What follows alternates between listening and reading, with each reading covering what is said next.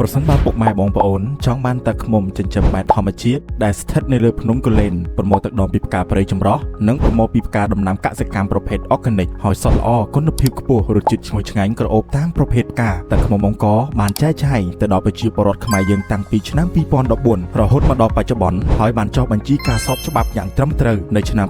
2021ដែលមានឈ្មោះថាអង្គរខ្មែរ Honey Bee និងជាក្រុមហ៊ុនតែមួយគត់ដំបូងគេដែលបាននាំទឹកឃ្មុំទៅកាន់ទីផ្សារអន្តរជាតិហើយទៅកាន់ទីផ្សារនៅប្រទេសជប៉ុនទឹកឃ្មុំអង្គរត្រូវបានប្រជាជនយើងប្រើជាឱសថបុរាណសម្រាប់ព្យាបាលរោគប្រចាំគ្រួសារនិងគ្រឿងសម្អាងផ្សេងៗទឹកឃ្មុំអង្គរត្រូវបានភ្ញៀវបរទេសចម្រុះជាតិសាសន៍ពេញនិយមប្រើធ្វើជាអាហារនិងគ្រឿងទេសផ្សេងៗទឹកឃ្មុំអង្គរលោកអ្នកអាចជឿទុកចិត្តពីគុណភាពសុទ្ធ 100% ទឹកឃ្មុំយើងត្រូវបានពិនិត្យគុណភាពដោយមន្ទីរពិសោធន៍ហើយយកចិត្តទុកដាក់យ៉ាងត្រឹមត្រូវតែគុណភាពតាមបែបវិទ្យាសាស្ត្រចំណីអាហារស្តង់ដារអន្តរជាតិសម្រាប់ព័ត៌មានលម្អិតពុកម៉ែបងប្អូនអាចធ្វើការទំនាក់ទំនងតាមរយៈលេខទូរស័ព្ទនៅលើវីដេអូឬក៏ឆាតចូល Page សូមអរគុណ